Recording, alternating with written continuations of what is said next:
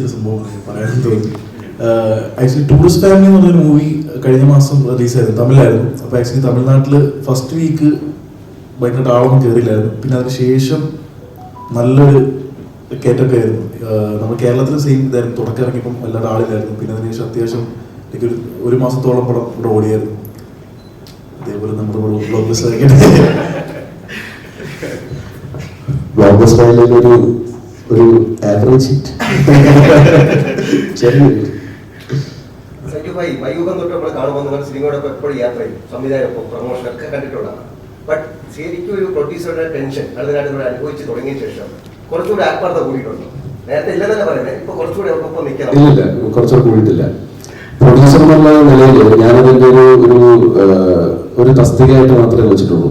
ഞാൻ എന്നെ ഇപ്പോൾ ഒരു ആക്ടറായിട്ടും ഒരു സാധാരണ മനുഷ്യനായിട്ട് തന്നെയാണ് കണക്കാക്കുന്നത്. അപ്പോൾ അത് കാരണം പ്രൊഡ്യൂസർ ആയതുകൊണ്ട് ആയതുകൊണ്ട് ഒരു പഠനം ചെയ്തു. അപ്പോൾ അത് കാരണം മറ്റു ചില പ്രശ്നങ്ങളൊക്കെ നമുക്ക് മനസ്സിലായി കാണും. അതുവരെ മനസ്സിലാവാത്ത ചില പ്രശ്നങ്ങളൊക്കെ പ്രൊഡ്യൂസറെ മനസ്സിലായി കാണും.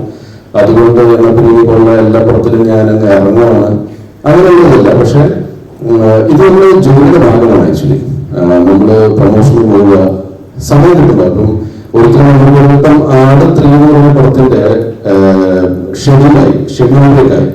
കാരണം ഭയങ്കര മഴയാണ് ഓൾ ഓവർ കേരള. ഇപ്പൊ ഷെഡ്യൂളായത് 2 ആഴ്ച മുമ്പാണ്. അപ്പൊ അന്ന് ഭയങ്കര മഴയായിരുന്നു. അത് കാരണമാണ് ഇപ്പൊ എനിക്ക് സമയം കിട്ടുന്നത്. അപ്പൊ ഇത് ദൈവത്തിന്റെ ഒരു അനുഗ്രഹമാണ് വെച്ചാല് ഇങ്ങനത്തെ ഒരു സമയത്ത് എനിക്ക് ടീമിന്റെ ഉണ്ടാകാൻ പറ്റുന്നത്. ആക്ച്വലി നമ്മളെല്ലാവരും ഒറ്റപ്പെട്ടായിട്ട് ഇന്നേ പറ്റുള്ളൂ, പ്രൊമോട്ട് ചെയ്തേ പറ്റുള്ളൂ. സോ അതിനൊരു സമയം കിട്ടി. അത് മഴ ചിലപ്പം ഒരു അനുഗ്രഹമായിട്ടൊന്നും ഒന്നായിരിക്കും. അല്ലെങ്കിൽ സാധാരണ നമുക്ക് സിനിമയ്ക്ക് മഴ ഒരു അനുഗ്രഹമല്ല. ഷൂട്ടിംഗ് ആണെങ്കിലും റിലീസ് സമയമാണെങ്കിലും ഒക്കെ മഴ നമുക്കൊരു പ്രശ്നം തന്നെയാണ്. പക്ഷെ എന്നെ സംബന്ധിച്ച് ഇപ്പം ഈ സമയത്ത് മഴ വന്നിട്ട് ചിലപ്പോൾ ഒരു അനുഗ്രഹമായിട്ടാണ് ഞാൻ എടുക്കുന്നത്. എല്ലാ കാര്യങ്ങളും വളരെ ഓപ്റ്റിമിസ്റ്റിക് എടുക്കുന്ന ഒരാളാണ്. അപ്പോൾ ഞാൻ ഇതിനു മുമ്പും ചേട്ടൻ അറിയാമല്ലോ, ഞാൻ എനിക്ക് പറ്റാവുന്നതനുസരിച്ച് ഞാൻ പ്രൊമോഷന് വേണ്ടി പോകും. എന്റെ ഒരു പ്രശ്നമാണ്, ആ പ്രശ്നം പക്ഷെ ഞാൻ മറികടക്കാൻ ശ്രമിച്ചുകൊണ്ടിരിക്കണം. എനിക്ക് ഈ ക്രൗഡിനെ ഫേസ് ചെയ്യുന്നത് ഭയങ്കര ഒരു ബുദ്ധിമുട്ടാണ്. എനിക്ക് അവിടെ ചെന്ന് എന്താ സംസാരിക്കേണ്ടത് അറിയില്ല. ഒരു ചോദ്യോത്തര സെഷൻ ആണെങ്കിൽ ചോദ്യത്തിന് ഉത്തരം കൊടുക്കാം. പക്ഷെ നമ്മളിപ്പോൾ ഒരു കോളേജിലൊരു ഫംഗ്ഷന് പോകാൻ വിചാരിക്കുക, ഈ നമ്മൾ പടത്തിന്റെ പ്രൊമോഷൻ പരമായിട്ട് നമ്മൾ പോവുകയാണെങ്കിൽ അവിടെ സമയത്ത് എനിക്കൊരു 2 വരിയിൽ പടത്തിനെ പറ്റി പറയാം, അതിനുശേഷം എന്ത് പറയും. അപ്പം അവിടുത്തെ സ്റ്റുഡൻസ് അല്ലെങ്കിൽ ബാക്കിയുള്ള ആൾക്കാർ വിചാരിക്കുന്നത് ഇനിയിപ്പം ഞാൻ അറക്കൽ കൂടെയാണല്ലോ, അപ്പൊ എന്തെങ്കിലുമൊക്കെ കോമഡി പറയും. എനിക്ക് കോമഡി പറയാൻ അറിയില്ല. അപ്പൊ ഞാൻ വെറുതെ ഒരു കോമഡി ഉണ്ടാക്കി പറഞ്ഞിട്ട് വെറുതെ അത് അഴിഞ്ഞു പോകുന്നതിനൊക്കെ ഞാൻ മുന്നോട്ടിരിക്കുകയാണ്.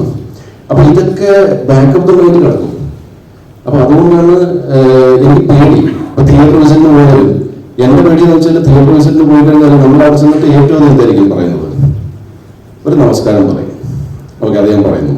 അതിനുശേഷം നമുക്ക് പരിചയമില്ലാത്ത ആൾക്കാരാണല്ലോ ഭൂരിഭാഗം. 1-2 മണി നമുക്ക് പരിചയമുള്ള ആൾക്കാർ ആ തിയേറ്ററിൽ കാണുമായിരിക്കും. ഇവരോട് എല്ലാവരും അഡ്രസ് ചെയ്യുമ്പോഴത്തേക്കും നിങ്ങൾക്ക് പടം ഇഷ്ടപ്പെട്ടായിരുന്നോ, ഇതല്ലേ നമ്മൾ ചോദിക്കുന്നത്. അല്ലെങ്കിൽ കോൺഫിഡൻസ് കൂടി നിങ്ങൾക്ക് എല്ലാവർക്കും പടം ഇഷ്ടപ്പെട്ടില്ലേ, ഇങ്ങനെ പറയാൻ പറ്റില്ല. ചോദിക്കാനും പറ്റില്ല ഇഷ്ടപ്പെട്ടോ എന്ന്. അതിനകത്ത് ഒരാൾ പറയാണ് ഇന്നലെ ഇഷ്ടപ്പെട്ടില്ല എന്ന് പറഞ്ഞാൽ തീർന്നു. ഇതിനോടൊക്കെ സംഭവിച്ചിട്ടില്ല എന്ന് വെച്ചാൽ എല്ലാവരും വളരെ മാന്യമായിട്ടാണ് പെരുമാറിയിരിക്കുന്നത്. ആ കാര്യത്തിലൊക്കെ നമ്മുടെ കേരളീയൻസ് ഭീകരന്മാരാണ്, അവരങ്ങനെ മനസ്സിലാക്കിയില്ല. പക്ഷെ അങ്ങനെ സംഭവിച്ചാൽ തീർന്നില്ലേ. മറ്റേ ബലൂർ കാറ്റ് കഴിഞ്ഞാൽ പോകുന്ന പോക്കില്ലേ, അതുപോലെ തിയേറ്ററിൽ ഞാൻ പറഞ്ഞു പോകും. അപ്പൊ ഇതൊക്കെ ഭയങ്കരമുണ്ട്. അപ്പോൾ എന്തിനാണ് ഇതൊക്കെ ചിന്തിക്കുന്നതെന്ന് ചിന്തിക്കുന്ന ചിന്ത ഇപ്പൊ തന്നെ വരുന്നതാണല്ലോ. അതിപ്പോ നമുക്ക് ചിന്ത നമുക്ക് ബ്ലോക്ക് ചെയ്യാൻ പറ്റില്ല അല്ലെ. ഒരു സ്ഥലത്ത് പോകുന്നത് നമുക്ക് ഒഴിവാക്കാം, ചിന്തകൾ ഉള്ളതായിരിക്കും. അപ്പൊ ഇതൊക്കെയാണ് ഈ സഭാകമ്പമുള്ള ആൾക്കാരുടെ പ്രശ്നം. അത് എനിക്ക് വളരെ നന്നായിട്ടുണ്ട്. പക്ഷെ ഇതിന്റെ ജോലിയാണ്, ഇതിന്റെ ജോലിയുടെ ഭാഗമാണെന്ന് ഞാൻ മനസ്സിലാക്കിക്കൊണ്ട് ഞാനൊരു ആക്ടർ അല്ലായിരുന്നെങ്കിൽ ഞാൻ ഒരുപാട് ക്രൗഡിനെ ഫേസ് ചെയ്യുന്ന അവസ്ഥയൊന്നും വരില്ല. പിന്നെ അവരിലൊക്കെ ഫാമിലി ഫ്രണ്ട്സോ റിലേറ്റീവ്സിനെ കല്യാണം നടക്കുമ്പോഴത്തേക്ക് അവിടെ പോകുന്നവരുണ്ട്, അവർക്കും എല്ലാവരോടും സംസാരിക്കുന്നില്ല. ഇവിടെ ഇപ്പം മീഡിയ ഇത്രയും പേരുണ്ട്. എനിക്ക് ഇതിൻ്റെ അകത്ത് 90% ആൾക്കാരെ വൈഫ് ഫേസ് അറിയാം, 50% ആൾക്കാരുടെ പേരുകൾ അറിയാം. ഇവിടെ വരുമ്പോഴത്തേക്കും എല്ലാവരും അക്നോളജ് ചെയ്യുന്നുമല്ലോ. ഇതൊരു വളരെ ബുദ്ധിമുട്ടാണ് അക്നോളജ് ചെയ്യാന്ന് പറഞ്ഞാൽ അല്ലെ. ഇപ്പൊ നമ്മൾ സംസാരിച്ചോണ്ടിരിക്കുകയാണ്, ഞാനിപ്പം വൈശാഖോട് സംസാരിച്ചോണ്ടിരിക്കുകയാണ്. അപ്പോഴത്തേക്കും വേറെ അപ്പുറത്തുനിന്ന് ഇപ്പൊ ചേട്ടൻ വന്നു വിചാരിക്കുക. ചേട്ടൻ വന്നിട്ട് എന്തെങ്കിലും പറഞ്ഞാൽ ഞാനിവിടെ പറഞ്ഞു കഴിഞ്ഞിട്ടില്ല, പക്ഷെ ചേട്ടനെ ഞാൻ അക്നോളജ് ചെയ്യുകയും വേണം. അപ്പൊ ഞാൻ എന്ത് ചെയ്യുന്നത് ഭയങ്കര ഡൈസി സിറ്റുവേഷനാണ്. അപ്പൊ പണ്ട് ഞാൻ ഗവൺമെന്റ് എഡ്യൂക്കേറ്റഡ് ആണ്. അവിടെ ഒരു ആനിയൻ ഒരു സിസ്റ്റർ ഉണ്ടായിരുന്നു. സിസ്റ്റർ ഭയങ്കര മിടിക്കായിരുന്നു കേട്ടോ. സിസ്റ്റർ എന്ന് പറയുന്നത് സിസ്റ്റർ വരുമ്പോഴത്തേക്കും മലയാളി കുടുംബങ്ങളൊക്കെ അവിടെ താമസിക്കുന്നുണ്ടല്ലോ. അപ്പൊ ഈ ഈവനിങ് വാക്കിന് വേണ്ടി സിസ്റ്റർ ഇറങ്ങുന്ന സമയത്ത് എൻ്റെ അമ്മയച്ചനും അതേപോലെ ബാക്കി മലയാളി ഫാമിലീസിലുള്ള അംഗന്മാരും ആന്റിമാരൊക്കെ ഇറങ്ങുമായിരുന്നു. അപ്പൊ ആനിയൻ സിസ്റ്റർ കാണുമ്പോഴത്തേക്കും എൻ്റെ അച്ഛൻ കാണുമ്പോഴത്തേക്കും കുറുപ്പേ സുഖമായിട്ടിരിക്കുന്നു എന്ന് പറഞ്ഞ് ക്ഷേക്കാൻ കൊടുക്കും. ആ സമയത്തായിരിക്കും വർഗീസങ്ങൾ നടന്നു വരുന്നത്. അപ്പം രണ്ട് കൈയിലുണ്ടല്ലോ. അപ്പം ഒരു കയ്യില് കുടയുണ്ട് സിസ്റ്ററിന്റെ. സിസ്റ്റർ ഈ കുട എടുത്ത് കഷത്തി വെച്ചിട്ട് എൻ്റെ അച്ഛൻ്റെ കൈ പിടിക്കും, വർഗീസങ്ങളുടെ കൈ പിടിക്കും. മൂന്നാമത് പീറ്ററിന് വരുമ്പോഴത്തേക്കും പിന്നെ കൈയില്ല. അപ്പൊ എന്താണെന്ന് വെച്ചാൽ എൻ്റെ അച്ഛൻ്റെ കൈയായിരിക്കും അടുത്ത കഷത്തി വെച്ചിട്ട്, എന്നിട്ട് പീറ്ററിന് കൈ കൊടുക്കും, എന്നിട്ട് സംസാരിക്കുമായിരിക്കും. പക്ഷെ അതൊക്കെ ഒരു ടാലന്റ് ആണ്. പക്ഷെ അത് എല്ലാവർക്കും നടക്കില്ല. അപ്പൊ എന്റെ ഏറ്റവും വലിയ പ്രശ്നം അതാണ്.